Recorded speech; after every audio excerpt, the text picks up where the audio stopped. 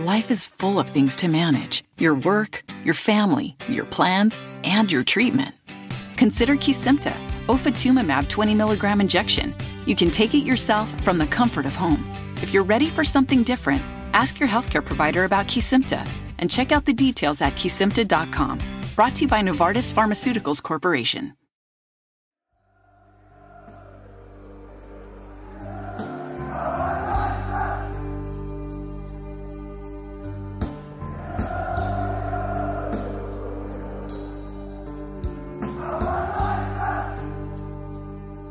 Hello dear listeners, welcome to a Monday afternoon edition of Achtung Millwall. Monday with Merv. Joining me to chew over the cud from Saturday's 1-1 draw is the man himself, Merv Payne. How you doing, Merv? I'm good, thanks, Nick. Now we're going to begin, this is a voicemail show, listeners, as you know and expect, but we're going to begin with the two clips that the club have put out on X, and that's Neil Harris speaking post-match, followed up with actually quite an interesting interview with Casper De Norre. To get that, you've got to be a subscriber to Mill TV, but I'll lift a little clip of Casper to follow Neil. So we're going to listen to Neil, then Casper. I thought it was a better team in the game. I think the moment we can see is a tough moment. I think the one time where we really sort of let ourselves down shape-wise on the transition, but we've done more than enough to win the game. So look, glass is half full, definitely, after the game. It's a really positive point. Notoriously over the years, we've not always done so well here as a football club. I believe in a little bit in superstition and things like that. So, I have to accept the point. It's a really good point here at Loftus Road. Very good when playing next to Seth. I think he also gives me a little bit the license to go forward a little bit more, because I know with him he can like break that counter-attack down or with his tackles and his ability to recuperate balls, and then just play good passes, and that gives confidence for me then also to go a little bit more forward, to know that he's behind me and gives me that support. Never ceases to amaze me how good English is spoken abroad, Merv. Better than spoken English half the time. Yeah. There we are. That was Casper De Norre speaking post-match. Glass half full was Neil Harris's take on it, and the better team. I kind of agree with that, Merv. I don't know how you saw it, but it felt like a game that we should have had. But then when I've watched the extended highlights today, I've forgotten really QPR had some decent chances, and we actually defended quite well on occasion. So perhaps a draw was a fair result. How did you see it? Yeah, I think so. It was definitely a step forward on from Luton, wasn't it? I think, we played some better stuff. We looked more comfortable with the way we were playing. And to be honest, I mean, Neil Harris seems to be evolving this new way of playing. And I think the downside of that is if the fans want us to play better football, more expensive football, to use a word that I don't really like, but then the flip side is while we're adjusting to that, there's going to be a few mistakes. We're going to leave ourselves a bit short at the back. And QPR's goal was annoying. And what was most annoying for me was that we looked like we were going to make it 2-0 at the time, and then suddenly the ball's in the back of our net. But I do think a lot of it was down to the run from Dembele, the QPR bloke, who really impressed me. Yeah. And it's going back to that conversation we had last week against Luton, where they had Chong, where they got this player who can pick the ball up when they're defending, and within seconds they're up the other end of the pitch. And those sort of players are really dangerous. And if we can sort of, I don't think we've had someone like that since Jed Wallace. He was someone who could get hold of the ball and just run with it, at pace and turn defending into attack.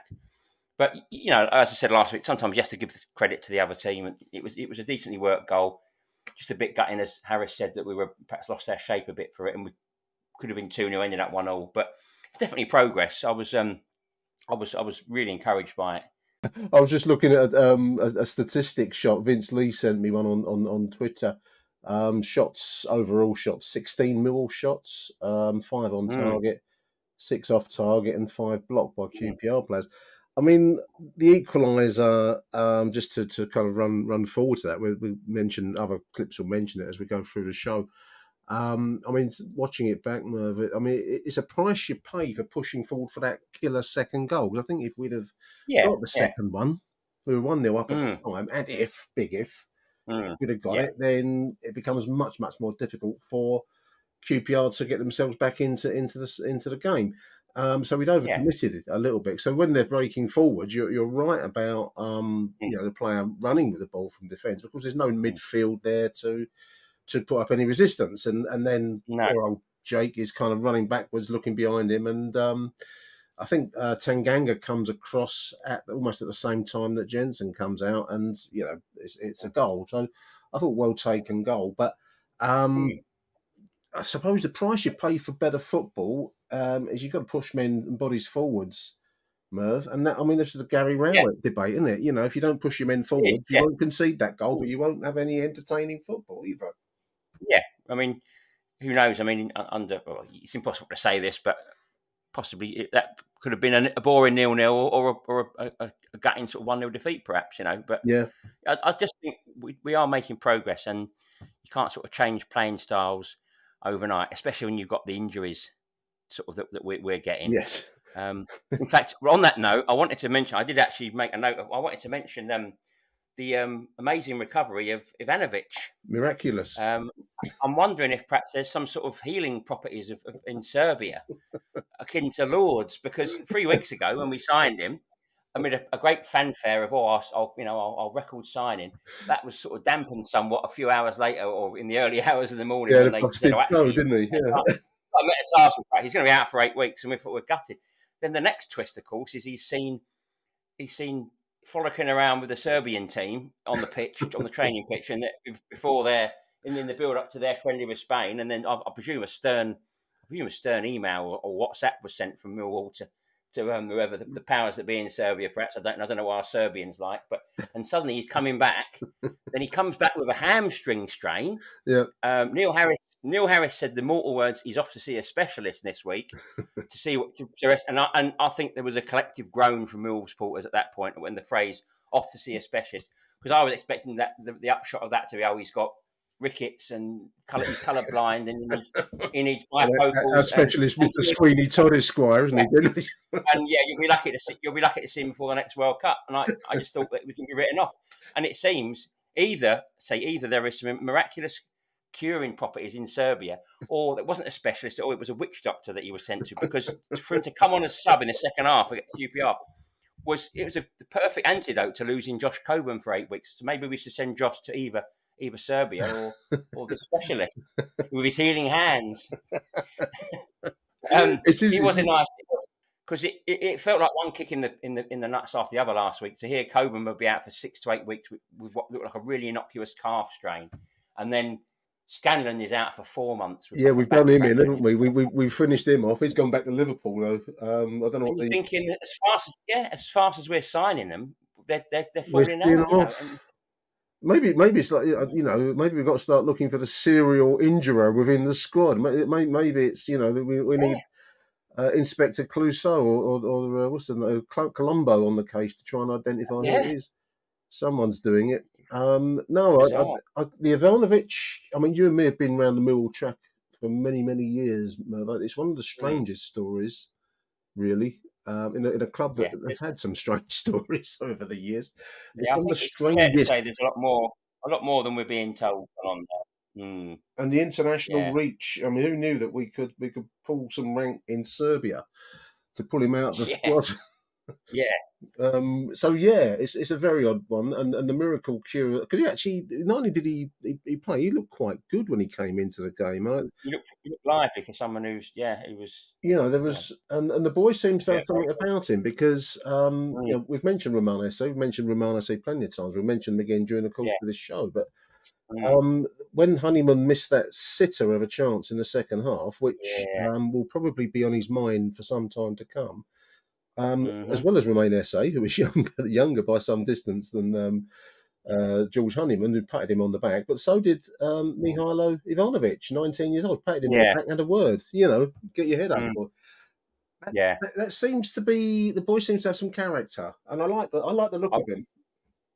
I really, I think he seems to have the right. I mean, it's only interviews and stuff from when he signed, but he does seem to have a good attitude. He seems to understand the place, and he doesn't seem to have any sort of airs and graces that you might expect a striker with such a reputation, albeit at only 19. I think the thing with Esse as well. I think Esse is really coming of age now. Yeah, I think he's showing he's reaping the rewards of being started game in, game out. He's now an automatic pick. Rather than being stuck in here and there for bits and pieces, and it's being expected to change games. And he's an influence. And I think he's an influence in the side. Yeah, and he was in the for what it's worth. He was in the EFL Team of the Week again this week. And I'm really it's exciting to see how he'll progress. And the going back to the Casper quote earlier or interview, he's talking about his partnership with Saville, and that's something else as well. That if they can be started week in, week out, these sort of partnerships only sort of evolve over a long period of time, or a relatively long period of time. You know, Hurlock and Briley didn't hit it off straight away. They weren't that magic duo straight away. No. You got to work at it. Few months, and they forged this sort of relationship, this understanding, and it became vital for the team. And I think Casper and Saville could definitely be the same. Absolutely. Now we've got an interesting little selection of voice notes for this show, listeners. This is going to be the first of the group. I'm going to play voice note from Hassan Koulais. Have a listen to Hassan. Hello, Nick. Hassan here. Just thought I'd leave a comment / points of view from the game against QPR earlier on today. I've got to say, I'm really liking what I'm watching at the moment. The boys, they're doing the right things. We're just not getting the rub of the green at the moment in front of goal. Definitely 2 points dropped today, but I'm not down about it. Got to be honest with you, it was an outstanding performance. I mean, some of the football we're playing, I think it's the best I've seen in a long time. From the back all the way up to the front, I think we should be counting our blessings. We've got the likes of Tanganga, Dinor, Eze, Watmore in this team. Their quality is just it's unbelievable. For a club of our stature to have these players playing for us it's a gift, really, and something we should cherish, because Eze ain't going to be with us much longer, whether it's in January or in the summer. If he carries on the way he is, he's going to be moving on. That boy's getting better and better week in, week out. He looks stronger. Defenders don't know how to handle him. He looks more mature, making the correct choices when it comes to whether to pass the ball or not. Tanganga, again, he's obviously a class above us as well, so let's cherish what we've got at the moment. But overall, I ain't got no complaint. Well, I say I got no complaints. Yeah, we should have won, but I think if we can keep playing as we are, I think things will turn. The only negative I would probably say, and a lot of people online are saying it as well, about Honeyman. We know he's a worker and he's a trier, but he has not got that bit of finesse in front of goal. I think I mentioned that before on a previous voicemail. He's definitely no Fleming, and to be honest with you, I don't think we're really missing Fleming. We're still creating loads of chances without him, but I think this season he's had several chances fall for him in front of goal, and he's just not got that killer instinct, has he? I mean, today, for example, an absolute sitter that he missed. So I don't know, going forward, what we're going to do with that. Obviously, we can't do nothing until January. The Ivanovic came on this afternoon. I thought he looked good, put himself about well. Maybe could play in a 10 role. Some people, again, online were suggesting that. I like Langstaff, I've got to be honest with you. He looked very, very comfortable up front on his own. All the cameo appearances that he's been making, I personally thought he always looked a bit off the ball, a bit slow, but today he done everything right but score. And, he had a few chances here and there, but, I was worried when Coburn got injured last week. I thought, blimey, what are we going to do now? But I'm very comfortable that Langstaff will be off the score sheet soon, and reminds me a little bit of Steve Morrison in his first season when he came to the club. I remember that game, he scored 1 or 2 and there was a real barren spell where he just couldn't score for love nor money, and I think there was a cup game against Slough, not Slough, who was the other lot? I don't know, some shithole in fucking Middlesex, but he got a lot of pelters for missing all sorts of chances. But we played Walsall at home and we were 1-0, I think we were 1-0 up. And we were 2-0 up. They got it back to 2-2, and he got a last-minute winner, and he never looked back after that. I think Langstaff will be the same. Once he gets one, he'll be off and running. He makes the right moves, and you can clearly see he knows where the goal is, so his time will come. As I said, Ivanovic looked good when he came on. Everyone put a shift in. I thought Brian played well. Leonard, as usual. Cooper, everyone done well. Dinor, Sav put himself about.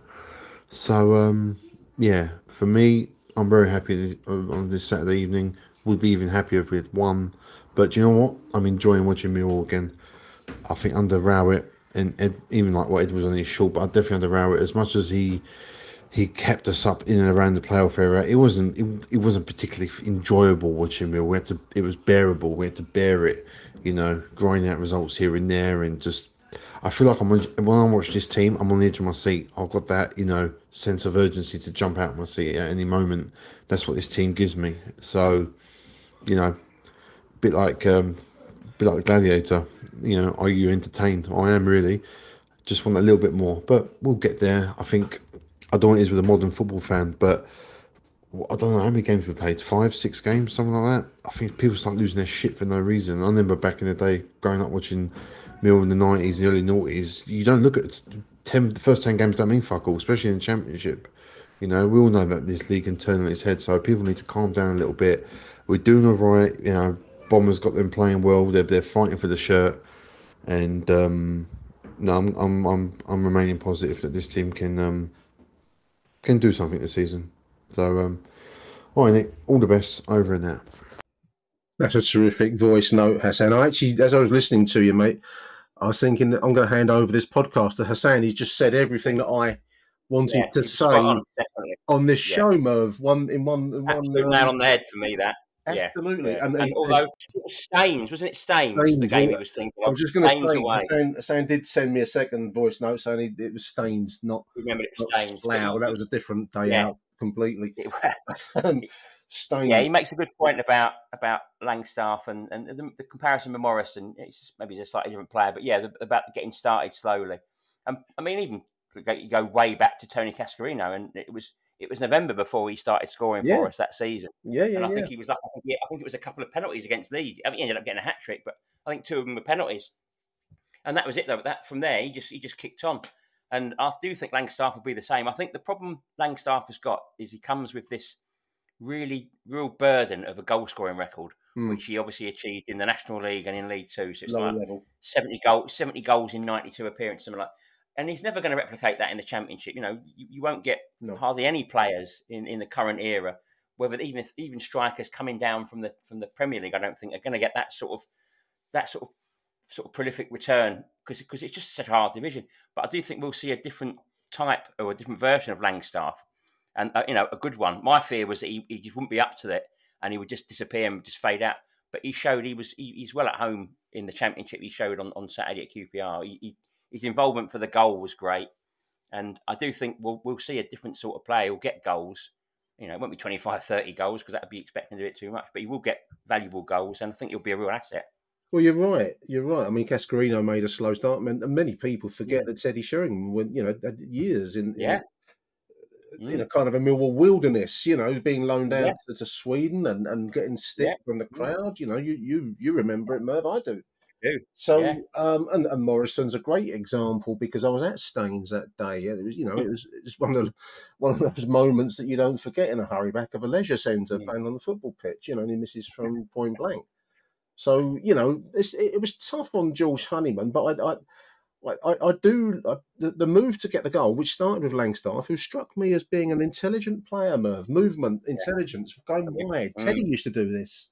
He was a striker, but he would pull wide. He would create space because suddenly defenders are being taken with him, and he'd come in from the right side. So, it's a big comparison for Macaulay, but that move reminded me of what Teddy Sheringham used to do. Yeah. And the dummy from George Honeyman, which no one really talks about, all they're going on about is the sitter, which was great, but he dummied, and it was lovely. He finished by man of the moment, Duncan Watmore, who finished it with aplomb. So that was a really nice move. One of the better goals I've seen in a long while. Great move. Really good move. Yeah. Hassan hit the nail on the head, and I'm interested to know whether you agree. Is enjoyment, the E word. I'm actually enjoying watching the football, and we can have a few voice notes where there might be some other counter opinions, but I'm just enjoying myself watching. Refreshing. You feel like there's goals. You feel like you're going to see chances, and it's exciting when we break forward. Yeah. Whereas in previous couple of years, it was dull. You sat there and you watched them pass it from side to side, and you thought, well, where's the plan to score goals? Where's the plan to hurt the opposition and attack? And it never happened. And you found yourself sort of wishing for half time or full time. I was just be wishing for the full times. I'd go home again. Hopefully we'll win. It's out the way. But now even and the fact that we've drawn 1-1, and normally we'd be obviously we're disappointed, but they're encouraging signs were there, and you think, well, if we do that every game this season, we're going to win a lot more than we don't. And that's 100%. Terrific voice note, Hassan. We're going to take a very short break for any adverts that the providers want to stick in. Then we'll be back with Rob Woodford, and then after that, you'll have Merv and I. Achtung, Millwall. Sports Social. Now on the Sports Social Podcast Network. Hi, Ben here from the Fantasy EFL Show. Come and join myself and Jay for all your latest Fantasy EFL updates, where we will be talking through key fixtures each game week, teams and players to watch, and giving our opinion on who should be in your fantasy teams. We'll be joined by some of your favourite Football League faces and fans from teams who we think will be racking up the points that game week. Make sure you follow and listen to the Fantasy EFL Show wherever you get your podcasts, and join us on that Fantasy EFL journey. Hello, Nick. It's Rob Woodford from Block 4, and this is the second time I'm doing one of these, so I'm glad the first one came out. Now I know how to do it. So, not for the first time this season. We started brightly, but again, despite our height and power, set pieces for long throws and corners, we just couldn't hurt the opposition. And but there were times when we played the ball around really nicely and getting support up top for Langstaff, who had a really good game in his first championship start. And I like the way we mix things up with the long ball and the build-up on the deck. If only we had a bit more pace and a bit more quality to play that style more regularly, really. Now, we pressed well and made things difficult for QPR, but unless you take advantage and score, the longer the game goes on, the more confident opponents become. I thought Casper was immense, and Romain just gets better every game, and he's looking the real deal now. Good shout for a pen, I thought, with a handball that would have been well scrutinised by VAR. We scored a well-crafted goal, and which was well deserved at that stage, I thought. And then the sucker punch came, didn't it, with conceding the goal when we gambled on a second goal and committed bods forward. Always a problem when you turn the ball over in that situation. That bright first half started to dim a little bit in the second 45, but, and even with half an hour to go when Rangers started to push forward, I was starting to think this would be a good point to hold on for. But we kept up the work ethics and we were looking really good. And they saw Romain as a threat, didn't they, and thwarted much of his progress with fouls, and many of which went unnoticed by the referee. This geezer, he looked the same ref from earlier in the season, I think, and he always looks as like his arse is closer to the ground than his boots. But that's just my opinion. But anyway, to sum it all up, I thought it was a great result, a great performance, very encouraging, and something to build on for next Saturday. Come on, you Lions. Great stuff, Rob. I'll have to have another look at the referee, because that sounds like a very unusual stance, arse nearer the ground than his boots. I make Rob right. I mean, I do wonder about our long throws sometimes. We're pressing well, we're moving well, passing well, Merv, but sometimes we don't get. We're not beating our crossing from dead balls, which should be one of our strongest cards. And these long throws, we don't seem to create much from those. We do seem to persist with it a little bit too often. It'd be nice to see it mixed up a little bit. Do you agree? Yeah, definitely. I think that was the complaint in the Luton game, wasn't it? Where we had enough sort of free kicks in dangerous areas and corners to have at the very least, sort of troubled the goal. And we didn't. I don't think we were even first to a corner until the one we had in injury time against Luton. Yeah. And we saw a similar thing. But hopefully it's something they're working on. And with Ivanovic coming into the team, maybe he'll give them a different dimension from free kicks. So I think it is. We've always been quite one-dimensional over the years. It's always been aiming for Jake Cooper's head quite often, isn't it? Maybe there might be a bit of variation now. So that would be good. But yeah, that'd be nice. Yeah, definitely. I want to mention two defensive blocks. One in the first half, which is from Jules Saville, which blocked a a pretty, I don't know about point blank, it was a very, very close range shot, which probably would have entered the net from the QPR. I think it's the 24, he's one of the Scandinavian players, I think.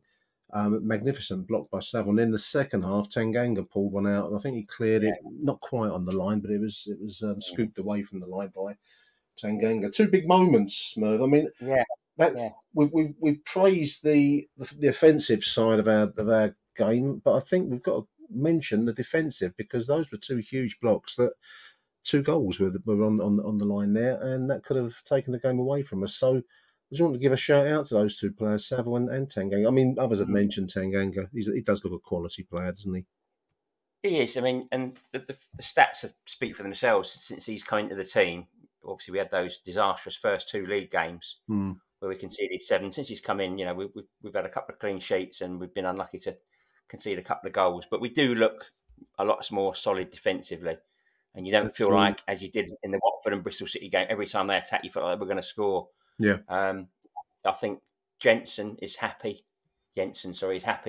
with Tanganga in front of him, clearly. I read an interview with him in the South London Press, I think it was, about how Andy Marshall, the goalkeeping coach, has helped him, and how how he feels he can really improve. And he's admitted it's been quite daunting in the Championship and stuff, and it was quite a baptism of fire. But yeah, he's looking better every game as well. And yeah, you just got to hope that just like the rest of the team, the defence just builds and grows with every game, and we can avoid those injuries to key players. Then it will, it'll be nice to sort of build this team and build the way they're playing.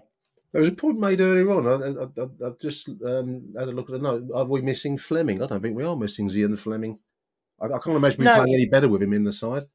No, I don't think so. No, you're bound. What's going to happen is in the shake-up next summer, when you look back at certain games, you think, if we'd had Fleming, would that draw have been a win, or would that defeat been a draw? So I don't think he was. I think the good thing in that respect is because he had a relatively quiet season last season, as opposed to his first season with us. His star lost some of its luster quite a little bit, didn't it? And had he had a season last season like he did the first and scored another 17 goals, we'd have been crying out for him. But be nice to get somebody who can hit a dead ball. That's the only thing I think. Sometimes we had a he did have a free kick on him, didn't he? And he wasn't. I think Saville took a go in the second half. I think it was on the edge of right side of the edge of the penalty area, and it was over the bar. But I think that's the only aspect of his game that I'd say, well, we're missing that. But otherwise, no, I don't think we are terribly missing him personally. No, there we are. I think the money will come in handy. It was always come in handy. I think it's well worth the profit, to be honest. It was absolutely. With every passing week, I think he's looking more and more like a good bit of business. I agree. So big thank you, Rob. Keep them coming, Rob. And next up, we've got our regular from Australia, all the way from sunny Perth in Western Australia. It's Dave Baccarini. Have a listen to Dave. Nick, Aussie Dave. It's Groundhog Day. 6 games, all the same. We play well and don't get what we deserved. Surely it will change. I want to reflect on our style of play, which I'm sure most supporters are happy with. First thing is we're playing less in the air and more on the floor rather than long balls. And when we do long balls, they tend to be rather down the channels now, rather than to a central midget who's trying to out their defenders. A third thing I've noticed is when the ball's pumped high, say towards our defence, rather than just do a clearing defensive header, we're now doing cute little cushioned headers to another one of our players so we keep possession. So, ooh la la. And finally, I think there's players who are getting better. Watmore's improved.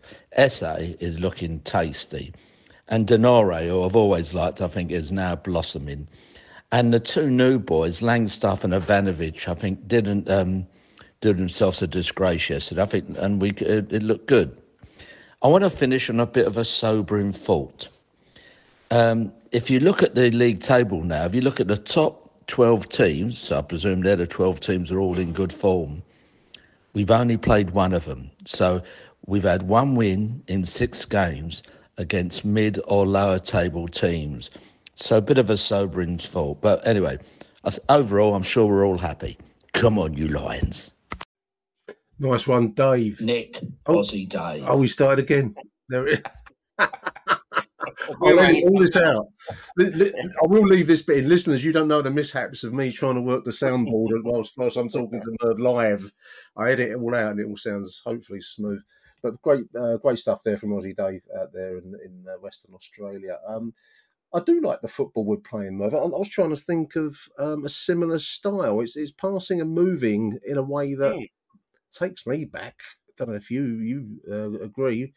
Back to the Bruce Rioch era. I think the Mick McCarthy with the Rioch squad movement. Which is Rioch. Praise. Yeah, Rioch championed a push and run sort of style, didn't he? And then McCarthy took that on to the next level with his famous diamond. But it was exciting to watch, and we had some real. Some nice play. Some of the best football I think I've ever seen. You know, putting 6 past Brentford and stuff like that. You know, we were really steamrolling a lot of teams, but then, funnily enough, as we were discussing before, they were also getting caught out quite badly by some teams. I think we were winning 6-0 one week, and then going to Oxford the next week and getting done 3-0 because I think certain teams know how to. Yeah, we just didn't see it in those days because there's no coverage of it. So you could go to Oxford, get beat 3-0. We didn't delve into it as deeply as we do today. But what I would say to Aussie Dave is he's perhaps a bit concerned about the fact we've only played one of the top 12. As we all know, Millwall played so much better against the higher teams. Yes. It's the ones down near the bottom that we come unstuck against. I think we saw that in our relegation fight or run-in last year when we struggled at QPR and we lost to Sheffield Wednesday and we lost to Huddersfield, and then we get Leicester down there and we beat them quite comfortably. So I mean that doesn't concern me. I think and if anyone can get a team up for playing a supposedly better team, or in terms of the league placing, then it's Neil Harris. And I think what I would say is the way we're playing at the moment is testimony to Harris, because a lot of fans have long since said he can only play one way. He's one-dimensional. Yeah. And he's proved he isn't. And he's still a relatively young. What is he? 46. That's young for a football manager with his level of experience. You know, and he's no mug. He's an intelligent guy. Yeah. You know, he'll have more than one plan up his sleeve, and he's showing now. I think he's really starting to show he's sort of tactical now, if you like. You know, he's developed, isn't he? I think. Yeah, I think. Yeah, you know, I do think I don't think he's like one of these sort of dinosaur coaches who will only play one way and that's it. You know, I think he's adaptable, and if you look at it when he came in and he was keeping us up, I think Denori was a bit put out that he wasn't getting much of a look in, and we were concerned that Essie wasn't getting much of a bit. Obviously, there was a plan in place to just scrape us out of relegation trouble, and now he's obviously sat back, had a look at it, and he sees Essie and Denori as permanent fixtures or, you know, key players, and he's proven that, which is, it's testimony to him, really. It shows what a good coach I think he is. I agree. He draws a lot of heat online. As ever with Millwall fans, Merv, we tend to come down really, really hard on our own people, don't we? And you know, yeah. I mean, I've been critical of him for certain things, but you know, you always have to in football, and Neil Harris know more than anyone else, and Millwall fans know more than anyone else that's the way football is. But you know, there's been times when you think, oh, has he got that right? Has he or you know, has he played that right? And he's always been proved right in the end, I think, and good for him on that. Absolutely. Let's have a listen to Chicago Joe. Hey, Joe from Chicago here. I guess it's okay. A point on the road at Loftus Road is great, right? But that game didn't leave me feeling great. Credit to Watmore on that goal. Honeyman, great dummy, but of course, Honeyman then makes us, get mad at him by missing the easiest goal of the year after a great feed from Romain Esse. That game didn't make me feel great. You get the Ivanovic debut. Aziz has a great chance. But something about the way Neil's running this team doesn't make sense to me. First off, the inconsistencies with what he was saying with Cooper's availability, like just as a reporter, that seems kind of wrong to lie about. And especially given the propensity of gambling in the UK. So that was kind of weird. And then he got cooked on the goal. Like that just... not great. But this team just isn't playing crisp. Saville needs to stop taking free kicks. Just stop with it. You have Joe Bryant on the team, sure. But all those chances, just one goal, it's just something about this team feels off. I'm not sure what it is, but giving up another goal so quickly after scoring is a theme with this team. It's always been a theme for Neil Harris teams, and it sucks because they need to win games. And this was so winnable, and they just didn't. There we are. Thank you, Joe. Interesting take. It was, yeah. I suppose it's another way of looking at a 1-1 draw. I mean, it's where your glass is full, or which part of it is full up and half full, or whatever. It's interesting. I mean, we haven't mentioned Aziz, and that was a late chance. Another good block actually from their defenders, because that was last gasp of the game. I suppose it's just a different way of looking at it, Merv. I mean, I don't entirely agree with Joe, because I actually, like we said at the start and all through this show, I'm actually enjoying watching the football. So I suppose that's the only measure, really, in the end, as long as we're not losing games. And I think what you've got to look at is a lot of these players, the players we've brought in, aren't seasoned, experienced Championship players. As we said at the top of the show, they're very much evolving, and Neil Harris he's obviously evolving a new way of playing with new players, and he's having to do that on the hop, because obviously the season started. He's not got pre-season to do it in, and we've got people like Aziz and Langstaff who haven't played. Well, Langstaff probably hasn't played Championship football, or Aziz hasn't played Championship football for a while. He's not a regular Championship player. Ivanovic is new to the Championship, and it's a new style for the players as well. And I think Watmore seems to have embraced it clearly, because I think he's been an absolute revelation. Yeah. So whatever it is Neil Harris is doing, Watmore's clearly loving it. It's working for him.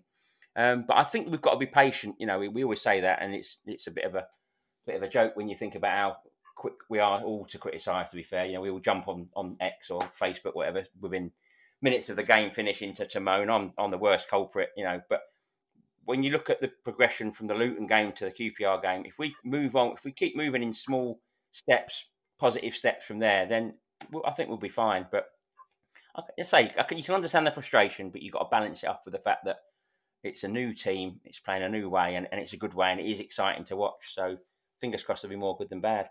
Absolutely. I mean, Watmore's a good mention. We've mentioned him through the show, but I just wanted to give him another mention because there is a player transformed. Rock and roll myth has it that Keith Richards used to go for a blood transfusion before a Rolling Stones tour, Merv. I don't know if they've done that with Duncan over the course of the summer. Maybe. At Calmont Road. Who knows what goes on in Calmont Road? Miracle cures, and who knows? But he's certainly a different top scorer at the moment. Yeah, is he top scorer at the moment? Scorer in the Championship? Club top scorer. I don't know about in the division, but he's finding a back. But that was a really, really nicely taken goal. Nice move. He was. He's playing. And he's scoring with a real sort of swag. He's got a real sort of swagger about him, hasn't he? Real confidence, and I think that comes from a player who's playing in a system he likes and in a team he's happy with. And for a manager that he likes, and I think he feels established at the club. Because I mean, last year I thought he was a willing enough workhorse, but I wasn't really struck, on him as a player. I just thought he was another journeyman, But this year, really intelligent, didn't he? Yeah. So it's just really good to see. Yeah, more of whatever you've done to him, Dr. Crippen at Calmont Road. Merv and I are going to take a very short advertisement break, and then we'll come back for our last, on this section of the show, our last message from Adam Wicks. I'll be right back. Achtung, Millwall. Morning, Nick. Just Adam Wicks here. Just leaving a quick voice note after yesterday's 1-1 draw away at QPR. I've got to say, I thought we were fairly good all for the majority of the game. We're playing some very good football.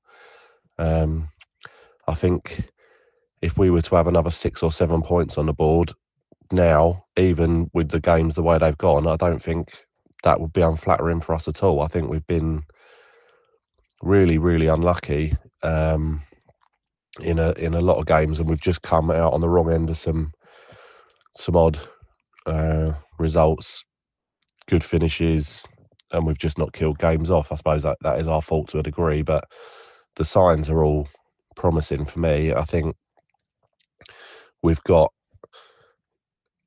a few absolute Rolls Royce footballers in the team as well. For the first time for a long time that I can remember, we've had such quality footballers. Tanganga is an absolutely awesome centre half. I can't imagine he's going to be with us particularly long, but what a player he is. Essay, obviously, everyone's got eyes and they can see what a talented boy he is, and he's just class. And I put Denor in that category as well to a degree. He's very, very sensible with the ball. I've got to say, yesterday as well, I'm starting to warm to Langstaff a bit. I think his movement is really good. He's not slow. He's sharp. I think, I hope for him, once he gets the first goal and he's up and running, I think we could have a decent little forward there. And I just think it was just nice to look at the bench yesterday and see how much strength there was on it. There were players on the bench there, all of them, who you wouldn't be worried if any of them had to come on or and do a job for us to see something out for 15, 20 minutes. I'm sure they would all acquit themselves well. I just thought we were really unlucky. Played some really, really good football. How the ref didn't give that handball in the second half is beyond me. Some very, very strange decisions, as we're seeing week in, week out.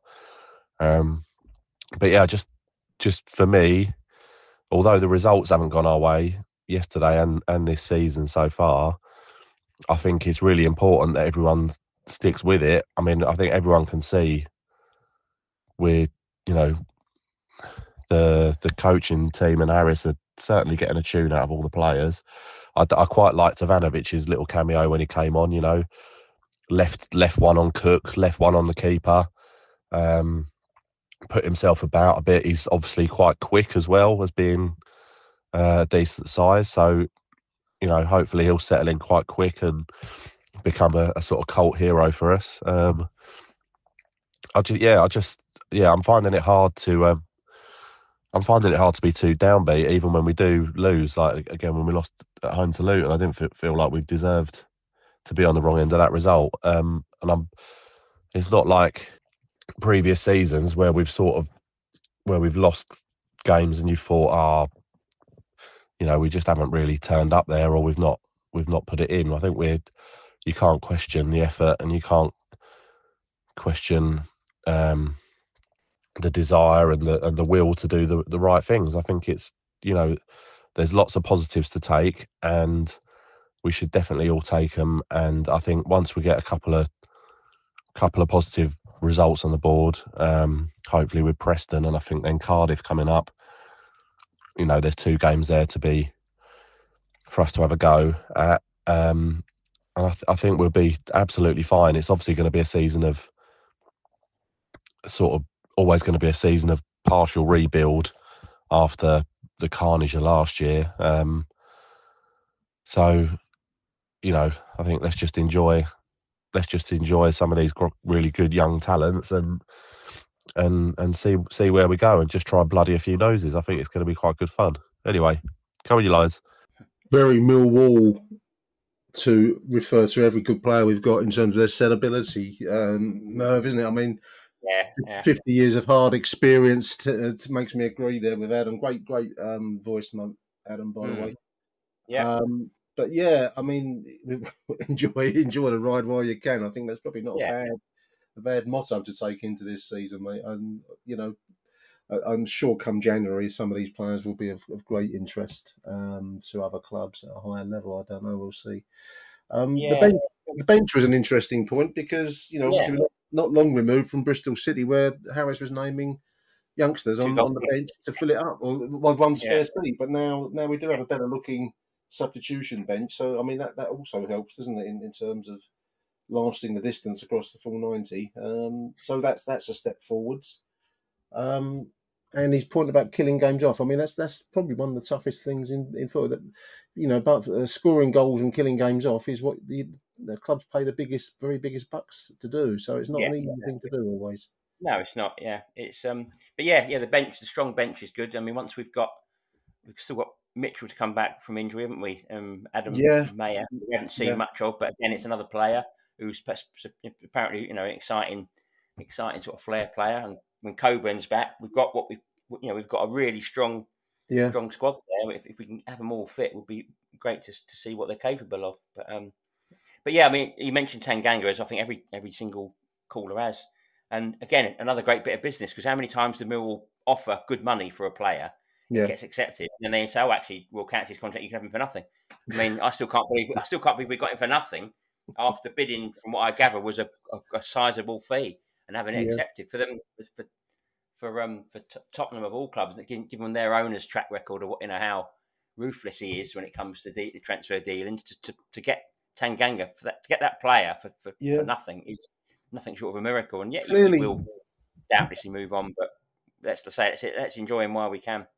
I mean, I think our role in the Championship at the moment has to be as a facilitating club that offers players a chance to come along and shine in the shop window, if you like. I mean, I'm sure that's Romain Esse's entitled to get the best out of the game he can possibly get. So is Jeff at Tanganga. So that's how it works. That's business. You'll get some fans moaning about that, but it's the way. If we want to progress, that's what we've got to do. Yeah, I don't know what game they've been following all these years, because that's how it's always worked. And it's about time we joined the gang. I just want to also repeat Adam's point about we're seeing 100% effort from the side, and I agree with it. And that's you expect nothing less, of course, but we haven't always seen that in the past. But we are seeing it at the moment, and that's more than anything else, Merv. That's a Neil Harris trait, that you get nothing less than a full ticket. So. There we are. Big thank you to everybody that submitted their voice notes. I'm going to be coming back after the break with the rest. I'm going to release Merv from his servitude on the show. Big thank you, Merv Payne, for coming on again, mate. Always enjoyable, always good. Yeah, enjoyed it again. Some really good comments there. Yeah, absolutely. And we will be back after these messages, dear listeners, with Bobby T. Achtung, Millwall. Nick Hart, Bobby T here in the QPR end. Right, Bobby T here. Full time from Loftus Road in my fucking car. Whew, fucking fuming. As I said, the Serb looked good. Yeah, he got up for 15 minutes. He set up a good chance cross and all that. Aziz, we pressured them. Back to the first half. I remember I'm in the QPR and fucking really don't want to be there, but I've got to be there because Millwall sold out. Fuck all that. Right, first off, what more? Great goal, winning 1-0. And then typical Millwall. Don't deal with a hit and run. Was it hit and run? What was it? Fell asleep, threw ball to the fucking lump. I don't know what his name is. He's had a bit of pies. Fucking fry. Fuck off, man. Great through ball. I just fell asleep. People can say you're happy with a point or Harris's way or all that stuff. Oh, bye for now. Hold on. Back again. Is a draw a fair result? No, we pressured them. Should have won it. Couple of good chances. Aziz at the end. Mihailio, right? Their keeper is about 14. Pressured him. QPR were there for the take. What did QPR do in the second half? Fuck all. Sorry, Nick Hart and Achtung. I'm just doing my fuming. I'll be mid-table still. Should have beaten QPR. Again, piss ball, 1-1 draw. Millwall deserve more.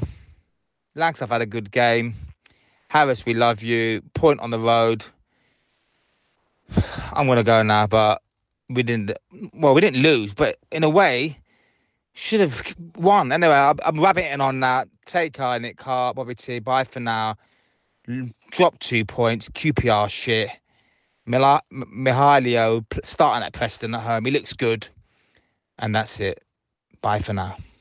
Bobby T. Achtung Millwall. Bobby T. Nick Hart here again. I'm driving home. Hold on. Esse had the game of his life, right? For a start. How the fuck did Honeyman, on positive, miss an open goal? I don't know how he missed it. Anyway, bye for now. I'm done now. Signing off. Achtung Millwall. Millwall. Good afternoon, Nick Hart, Bobby T here. Just got back in sunny Bromley. And this is my it's not even preview, this is my post-analysis for the game finished today, about 2 hours ago. Just got home now. And I just want to give you my thoughts on the game, basically, where Millwall's midfield just didn't take the game by the scruff of the neck in midfield and go for the game, you know? Like, QPR were absolutely... I remember coming from the QPR end, it was quite pressure in the first half. It was just horrible, basically. First half, I was playing a good actor. I don't know if I've said to you before, when I came up from the ground driving home, SA man of the match for me, by far. And Nick Hart, I want to give a question to the panel, Nick Fizzler, Harry Potter, whoever the other guy is. Whose fault was it for the goal? Like when we switched off, like after we went 1-0 up. Great through ball from, I don't know who it was, but whose fault do you reckon the goal was? Because the biggest, I'm not going to even swear at this guy, Fry, the biggest lump, the fattest guy ever, to outpace, was it Cooper or Satanga? Whoever didn't catch up with him, through ball, put a foot in. Who's to blame on that one? That's the question for you lot on the next show, or when you put it out there, Nick Hart. I don't know. I've calmed down. I'm more relaxed now. But as I said to you, like, Millwall went for that game, all right? And what's the guy's name? Oh, legend of the cell, Mihailo Ivanovic. Come on, 75th minute, 15 minutes. Give Harris credit. Put him on.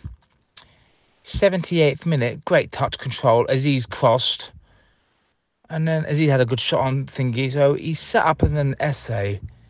Heinemann, let's not get into that, how he missed the open goal. Sorry, I'm just doing it in two-part bit connection.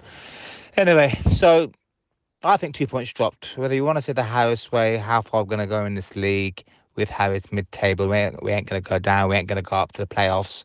Harris we love and all that.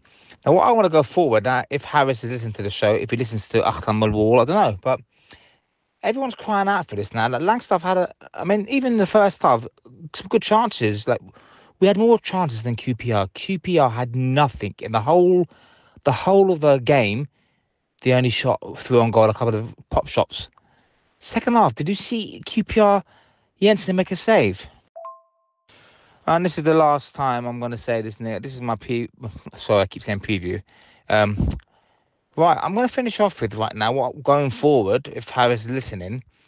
We all know 4-4-2. Langstaff's had a not bad game. Milalaho, on average, the big Serb, he come on well. If he'd come on a bit earlier, we would have won that game. We were bossing it towards the end, and I was horrible in the QPR end. But what I want to see going forward is two wingers. He won't do this. He's going to do his Millwall way, Harris, one up front. We're all crying out for 4-4-2, right?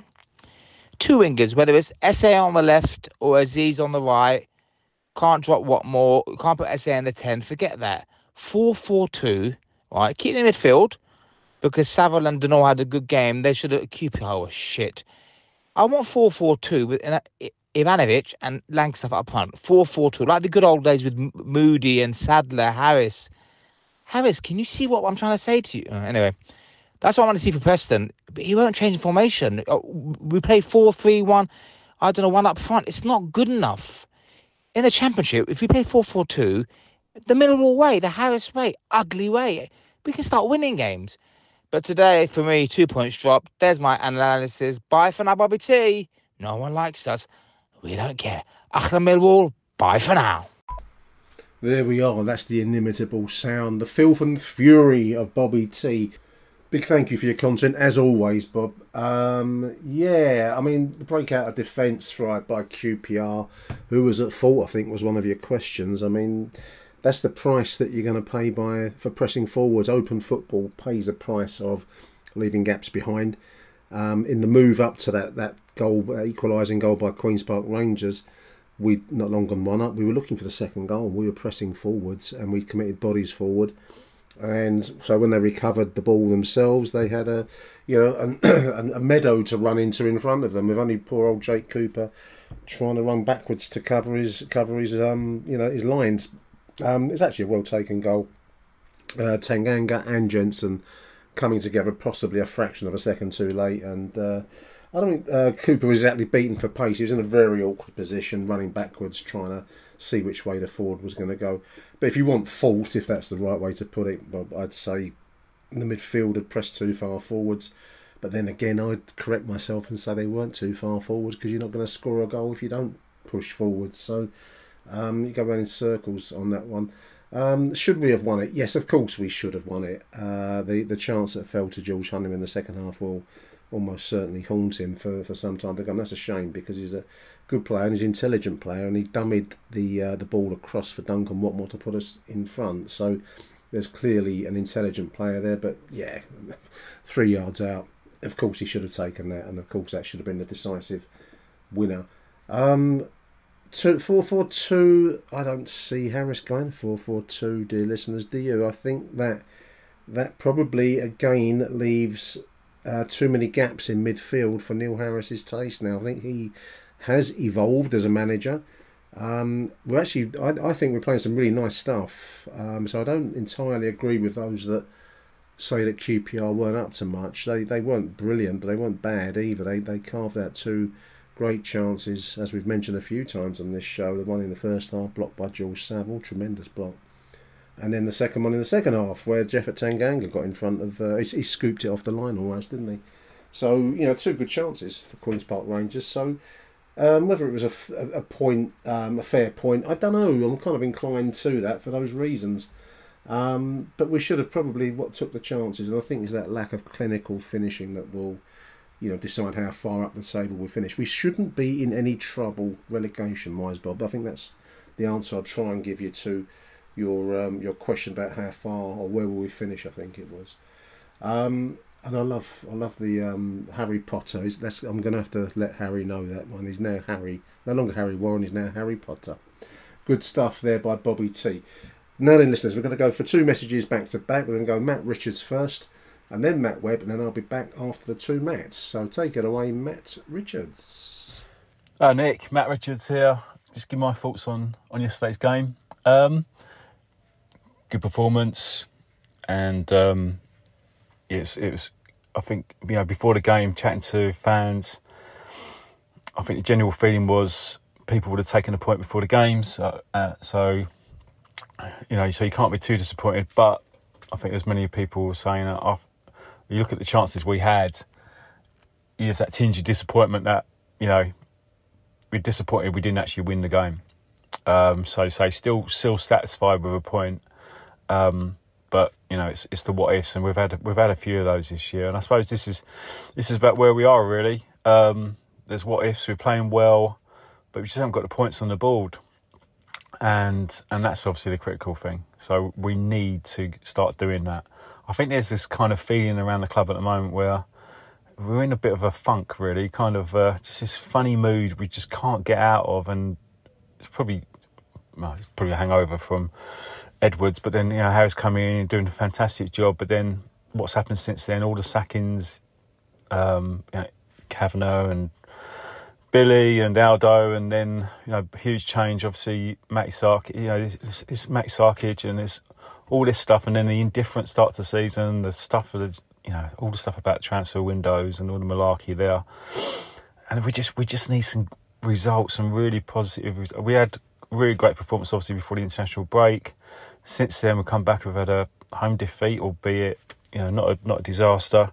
Point yesterday. We need some points. We need some exhilaration. We need some excitement, and so people can have this sense of relief, really, that actually, we are on the right roads. We haven't got that yet, and yesterday was, if we come away from there with a win, that would have been, people would have been buzzing, wouldn't they? But I say I'm positive. I think that obviously next game is really important.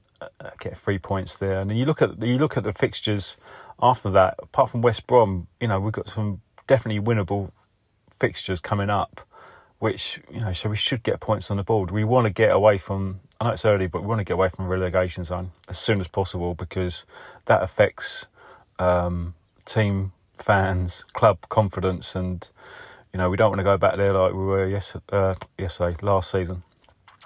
So good performance. I thought all round individually, Jensen didn't have much to do, did he? I think he flapped at one cross, but you can tell he's getting more confident. Brian and Leonard, solid. Leonard, amazing. He did a Leonard. It's almost like it's expected now. When I saw him running after Tanganga misplaced that pass, I thought Leonard's going to get him. You just expect it now. He's at that sort of level to get back, and what an amazing tackle. Centre halves did really well. Obviously, Cooper got caught out for the goal, but I can't really blame him too much of that. I think the whole team was kind of pushing forward, really. Midfield, Sav all over the place. Brilliant 200 appearance and a vital block in the first half. Sav doing what Sav does. Denor really, really good again. Some great passing forward down the channels and lots of blocks as well. He hasn't got probably the speed or the tenacity of a Sav, but he's close. He's got that he's got a good head on his shoulders. He can suss out an interception and stuff like that. So yeah, and then the front 3 or 4 I thought Langstaff played well. Some decent link-up play. He had some half chances, and this is it. This is the difference. Obviously he's missed against Luton. He had a couple of half chances in the first half. Definitely one shot into the side net in which he would have wanted to get that on target, and they're the ones he's got to take. He's not going to get as much space as he would have got in League Two and National League. So half chances are the ones. But he did really well with the goal. Brilliant ball by Leonard to find him, and then he had the presence of mind in the box. He didn't rush it. He didn't snatch a shot or anything like that. Brilliant pass, great dummy by Honeyman, and really calm finish. I mean, Jesus, it seemed to take forever for him to shoot. What more? But then, he scored, so that was great. But Langstaff, I thought it was a good performance. Is he going to be our number one choice? I don't know. I've still got question marks about that, but I want to score. Like everyone, we want to see him score. Watmore did really well. First half particularly, and then a great run in the second half as well. He gives us that outlet. He just puts his head down, and I know sometimes he doesn't quite know where he's going, but at least he does that. He'll run and run. He was knackered, wasn't he? So he probably could have come off a bit earlier. Honeyman, yeah, you know what I mean. He's getting a little bit of criticism. A bit of it's unjustified, really. Look, he's not a goal scorer. He should have scored, of course. That's frustrating. That's three good chances I can think off the top of my head he's missed this year. But if we took him out, what would that do? How would that unbalance the team? I don't know. It's like changing a jigsaw piece for another jigsaw piece. And the obvious one is moving Essay, and I thought Essay was my man of the match yesterday. Just whenever he gets the ball, you were expecting something to happen. Before it was like, oh well, something might happen, it might not. Now you're kind of thinking something is going to happen. He's going to try something. And the few times he got on the ball, they couldn't handle him. I mean, a couple of times in the middle of the park, they had to hold him back because he's got that turn, he's got that skill, he's got that just quick pace for the first few strides, and that's why I do get the feeling if he is in the centre of the park, then he'd cause a lot more trouble. So that could be one thing we try and do. And I think that's the whole team really. So I thought a really good performance. It's really, we want to be looking at the table. Obviously, it's so early. The points are so small in between all the clubs, but 3 points on Saturday is really important. And I forgot about Ivanovic. Him coming on 15 minutes, looked really good. Won a couple of headers, good attitude. If we can get half an hour out of him on Saturday, full den crowd, knock one in, as long as he stays fit, and that's a good thing from yesterday. There were no injuries. Then we could be looking at the table. Anyway, cheers, Nick. Speak soon. Morning, Nick. Matt Webb here. I'll keep this one a little bit shorter than last week's voice note, but just wanted to give you my views on yesterday's game. Do you know what? It was actually a really good performance. I thought it was definitely a 2-point dropped result as opposed to a 1-point gain. I think we completely dominated them for the majority of that game. And the team didn't put a foot wrong. I do have 3 points really to raise. my first point is to do with all these injuries that we keep on getting. Now, obviously, injuries can't be helped if they're happening through impact, like through game-related incidences. But I just don't get it how we are now receiving players that are getting injured that are not playing games. So, you know, what is the issue? That's the question. What's happening in relation to these players getting injured? Is it our facilities? Is it our strength and conditioning coaches? Is it when they go away on international duty? Is it our training techniques? I don't know, but there's got to be, in my opinion, there's got to be some kind of inquiry on this, because I've never seen or heard of any other club in the 92 that suffer the amount of injuries that we get that are off field. So, you know, I know it's a bit of away from the game and point, but I just wanted to raise that up for you, mate. But my other 2 points are game related. First one is Coffee Cup Joe. Again, he has one good game in 5. Today, he put one decent crossing in the whole of the 90 minutes. We sign him for his deliveries, and he's not doing it. He did not beat the first player on numerous crosses.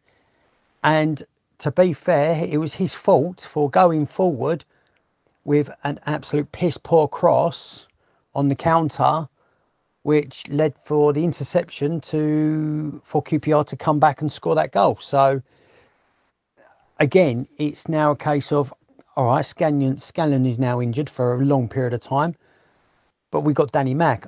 I believe that man needs to be dropped. That is my bugbear. He needs to be dropped. I don't think he's worthy of that position. And my final point, and I did highlight this last week, funny enough, mate. And, you know, and I believe, like, I know you and Merv mentioned it about how you like the player. And don't get me wrong, I do like the player. And this player is Honeyman. Okay, I do like the player. I like his work ethic. I like his attitude. However, the position that he plays in is not the right position for him. He's now missed 3 sitters in games, which has cost us. And all I'm going to put this out to you and to the rest of the listeners is, if that was Jensen making 3 howlers or 3 mistakes, people will be on his back. Drop him this, drop him that, X, Y, and Z. You know what I mean? There's no difference between a goalkeeper making 3 mistakes to a central attacking midfielder who is on goal with goal gaping at him and missing a sitter. Absolutely zero difference. Now, I'm not saying he's not to be dropped, but he can't play in that position. Okay? He is a midfielder, and he's a good midfielder, but not at the position that he's playing. His job is to try and break down the work rate of probably Honeyman and Dinor. Whether it is to actually swap Dinor for Honeyman, you know, rotate it. Who knows? But that position he plays in is not for him. And and you know what? As I said, I do like the player. I think he's a really, really good player. But that's 3 sitters he's missed, mate. And, you know, that's cost us. Again, that's cost us 2 points. He missed a sitter against, what was it, Watford? Cost us. Okay, and I believe he missed another sitter at, he's missed a second sitter somewhere else. And again, it cost us points. And all I'm saying is it needs to be addressed. Because like I said, if that was a defender or a goalkeeper, they'll be, you know, they'll be hanging for him. They'll be the pitchforks will be out for him. So I think that's a decision by the management. Need to figure out what to do, how we do it. Do we rotate it? Do we put Casper in that middle? You know, Casper was, again, workhorse Trojan like yesterday. Swap him over, see what happens. But that's all I wanted to just highlight today, mate. And also one final mention is the maturity and how unplayable was Romain Esse yesterday. Absolutely unplayable. I enjoy that. It was an enjoy to watch that boy play yesterday. Really did. And also I want to give another mention to Langstaff as well. I thought he had a really good game in a Millwall shirt yesterday. You know, and I was a bit gutted they took him off because we were playing some excellent football and he was getting into the areas, freeing up the likes of Watmore, who took his goal well, you know, and freeing up Esse. So do you know what? More positives and negatives on this voice note, and we just need to bring that into Preston now. But our luck needs to change a little bit in front of the goal. Come on, you lines. Big thank you, Matt. Two Matts, but thank you to Matt Webb for that most recent voice note. Get well soon, mate. I know you're down with your back at the moment, so get well soon. Very interesting point about George Honeyman, which I just wanted to dwell on, if I may. I just had a quick look as you were speaking on the voice note there, Matt. 27 goals from 309 career appearances, all competitions. And you know, he's played at the top flight. He's played for Sunderland in the Premier League and then through their plummet down for the Championship and League One. Then he's player of the season at Hull City, but certainly not a prolific goal scorer. And I suppose that slightly reinforces your point there, Matt, because if he's going to get into goal scoring positions, you want somebody that will score goals. And yeah, I mean, that was an incredible miss. I mean, these things do happen in football. We've mentioned already, you know, Steve Morrison in his early days in front of the Staines goal. Everyone that listens to the show probably remembers that. I certainly do. Part of me will never forget it. And that was a big chance. I don't think George, I call him George because I met him. Ever listen to Wall Talk, listeners? He's a lovely bloke, and you can't help but warm to somebody when you've met them. And you know, I'm holding my hands up here that maybe that's softening my judgment a little bit because they no longer become cartoons; they're people. Now that's no way for a football manager to operate, but I think he's in the side for his industry, for his ability to keep running. A little bit like a Jimmy Abdou quality to him. In my opinion, he's there to harass, press, harry the opposition, and he does that very, very well. In goal-scoring situations, well, you know, the numbers and your point, Matt, you've just made is very, very valid. Joe Bryan, yeah, I'm not. I go around in circles on Joe Bryan. He's clearly a talented player, but he doesn't seem to give his all. Whereas Danny Mack will give you 110%, which is impossible because you can only ever have 100% of anything mathematically. But Danny will somehow produce that extra 10% because he's a Millwall fan, I think, and will give you that extra. Even though he's playing out of position, I'm inclined to agree with you, Matt. Maybe Joe Bryan improved. He played well in recent games, but that was when we had Callum Scanlon sitting on the bench, and this goes back to your first point, the injury, because now we've, you know, injured Scanlon I thought looked quite promising. We are all witness to the brief 10 minutes of his Mill career, and he's gone back to Liverpool to recover, and he looked like a very good player, and I think maybe that little spark of competition livened up Joe Bryan. Now that he doesn't have that, maybe we saw, you know, the poor quality. I know I do agree that we mentioned it already on this show, speaking to Merv, the poor quality of our dead balls and the crossing and all the rest of it. So yeah, good points, enjoyed it. Thank you very much, Matt, and big thank you to Matt Richards before him, especially for that wonderful use of the word funk, Matt. I think you're the first user of the word to the club is in a funk on the show ever, and I'm going to use it more often. You've inspired me, so big thank you to both our contributors. We're going to go now to our final voice note of this show, which is Lawrence Binney. Big thank you, Lawrence. So take it away, Lawrence. Hi Nick, it's Lawrence Binney here, calling in after QPR 1, Millwall 1. I don't know how we've not managed to win that. I think we were by far the better side for the entire game from moment one, really. We started very positively, forced an early corner, and we just had something a bit different about us today. I think that sort of front four almost of SA kind of playing a free role behind Langstaff and Honeyman on the right and Watmore on the left. Found a lot of joy today. I think we are definitely much better suited to playing against sides who like to keep the ball. It leaves us a bit more space behind the lines. And I also think Langstaff made a huge difference today with his movement. He pulled apart Cook, who was an absolute donkey at the back and probably should have retired years ago, and just created lots of space for Watmore and Honeyman to run in behind. And when you have a Rolls Royce of a player like Romain Esse, most of those incisive passes are going to find their man. And blimey, he has come on so much, hasn't he? I think in the past few months, it looks like him and Harris and the coaching staff have been doing a lot of work behind the scenes in the summer, and he looks to actually finally have a proper role in this team, with the absence, or the space vacated by Fleming.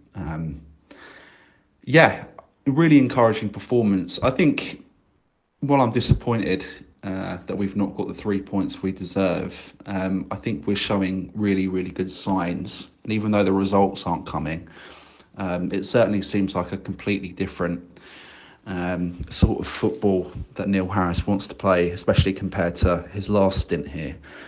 I think the issues really at the moment are, we do kind of have a mid-table side. I think there's a lot of potential. We've managed to, I think, actually sign quite. We'll do some really intelligent business in the transfer market, and we've skewed younger again. We are looking at younger players with resale value, the likes of Ivanovic, who's only 19 but looks about 35. Femi Aziz, who I think is 23.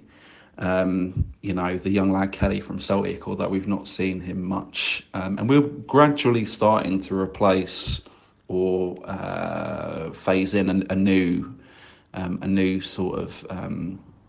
team, something that's been long overdue. But at the same time, we have our limitations. Watmore is messy some weeks. He certainly looked like Messi today. But also can look like a League Two player. His decision making is not always the best, but he does give teams something to think about. I think, limitations aside, I think maybe the issue today, aside from some poor luck, you can't really account for Honeyman missing that open goal. It's maybe a lack of self-belief, not confidence, because I think we are quite confident in the way that we want to play at the moment. But maybe some of that kind of muscle memory of winning games and knowing that you can win games. We didn't let our heads drop, but I think, going back to that Honeyman miss, maybe there's this sort of sense of, it's not like us to create chances like that. It's not like us to have a team on the back foot all the time, and maybe overthinking things a little bit. But very encouraging signs. My only worry is that teams might sort of suss us out and realise that actually if you just sit back, it can be quite difficult for us to break teams down. But yeah, I'm encouraged. A real shame about the injuries, especially to Callum Scanlon, who I thought did really well when he came on against Luton the other week. But as you know, I'll be happy playing that sort of football and a lower mid-table finish and have a proper transition this season, rather than just kind of peddling water, or treading water rather. Great to have the podcast back, Nick. Doing great work as always, and I liked listening to you on the Honeyman podcast recently with Wall Talk. That's another string to your bow, I guess. Richly deserved. Looking forward to Preston next Saturday. Come on, you Lions. Thank you, Lawrence. Yeah, Wall Talk. Recording another edition of Wall Talk this week, listeners. Actually got one in the can already. In the can. Did you hear how professional that was, listeners? In the can. I'm in Hollywood. We did one the other day with Sean Williams. I thought it was a good show. I'd never met Sean at all. And again, a bit like George Honeyman, I thought he came over really well. But we're doing Trevor Lee this week for all the older listeners out there. Trevor Lee, and I'm really looking forward to that. I managed to get an interview with Trevor during COVID, and that was a Zoom interview. But this is going to be face to face. I'm really looking forward to actually meeting Trevor, one of my heroes as a kid, on the terraces of Colborough Lane. So yeah, big thank you to Lawrence. Matt Webb made a point about injuries earlier on. I just want, and you mentioned it there, Lawrence, injuries. And how many we seem to get. I mean, you know, off the top of my head, now obviously Scanlon has gone back to Liverpool, having been injured, presumably at Calmont Road. And also we've had injuries to Billy Mitchell, Tom Bradshaw, a number of major players, you know, out of action, which costs us. We don't have the breadth of squad. We're not Manchester City, dear listeners. We can't afford major players, top-level players, to be down injured. And Matt was asking what's the cause. Now, you know, no one's going to... I was going to say Inspector Columbo. There's another series called with Natasha Lyonne called Poker Face, where she does like a Columbo-style road trip across America solving crimes. Great stuff. Do check it out. I think it's on Netflix or Amazon. I don't know. So we need to get Natasha Lyonne in at Calmont Road. My own theory... And I'm kind of going to pull my own theory to pieces as I describe it, is that the facilities at Calmont are little more than a school playing field. You know, modern players are like thoroughbred horses. Unless they're playing on the finest surfaces, then they do seem to take knocks quite easily. You know, I'm of an age where the team trained in Deptford Park on the swings and playgrounds in Deptford Park, and we didn't seem to suffer as many injuries back then as we seem to now. But the reason, of course, is that the game has changed out of all recognition from those days. The levels of fitness and like I said earlier on, the comparison I would make would be with a thoroughbred horse, and they're fast, but they will injure quite easily and quite quickly. And I think that's the other side of the modern player. When you, I went to the cricket at Beckenham during the summertime, right next door to Crystal Palace's training centre, and it's a different level. Now I know they're sloshing around with Premier League money, and we're not. But there was a reason why the club were going to invest down at Brands Hatch. And the reason for that was that the facilities at Calmont Road are little more than a school playing field with a few buildings that have been adapted to purpose. You know, I think it was once a bank sports ground or something like that. I'm sure, you know, other clubs don't get it, but maybe other clubs have got better facilities than we have, dear listeners. I've never seen Charlton's facilities at New Eltham, and nor do I particularly want to, but I bet they're pretty good. Again, their Premier League days probably would have paid for that. But you know, I've seen West Ham's from the golf side of it, the golf club side of it. They've got a pretty good training ground down at Dagenham, Rush Green, and we are playing on a school playing field. My own view, I don't know, is that I don't think our medical services are any worse, and possibly they're better than others, but. We do seem to get a lot of injuries. I can only put it down to the training ground. What do you think, dear listeners? You tell me. That's just a pure opinion plucked from the air. The amount of money and investment that's been made so far into the Brands Hatch development all seems to have gone away. No one really ever talks about it anymore. It was mentioned in passing during Jimmy Berylson's letter to fans at the start of the year. And yeah, of course, I would love to see players, you know, signings and investment, but if it's going to be that we get injuries a lot, then we probably need to think about something else. I don't know. I don't have any suggestions on that front, but the training facilities at Calmont will be my favourite, where I put the tail on donkey, in my opinion. So then, listeners, there we are. It's the end of the show. Big thank you to everybody who's contributed. I really like these voice note shows. I can't make the Preston game. I'm away next weekend, so I'm really going to need you, dear listeners, to contribute to this show by sending your post-match voice notes into Achtung Millwall, because I'm going to do another Monday show when I'm back with Merv, reviewing the game on the Saturday. I'm going to follow it as best I can via social media. I'm not around, I've got a familial event next Saturday, so I can't make the den. So I'm going to need you, your show. You tell me what you think of the home game versus Preston. I think it's a bit of a, not must win, but it'd be a lovely, lovely one to win and start to set a few nerves to rest that have been jangling around social media.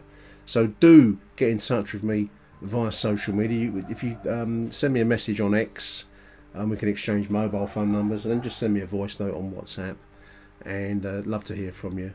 We've had some really good ones on this show, and the quality of the punditry on this show is brilliant, and I appreciate everyone that sends their stuff in. So big thank you to them, big thank you to you too, dear listeners, for tuning in, and I shall be back on the Monday after this next Saturday with Merv, reviewing hopefully a good win for the Lions. Let's keep our fingers crossed. Till then, dear listeners, it's me, Nick Hart, signing out.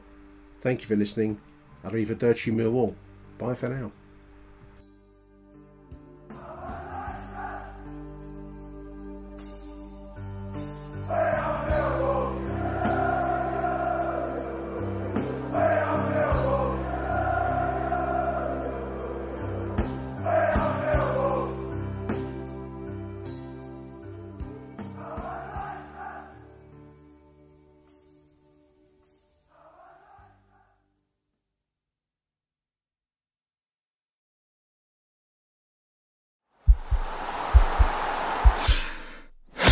This podcast is part of the Sports Social Podcast Network.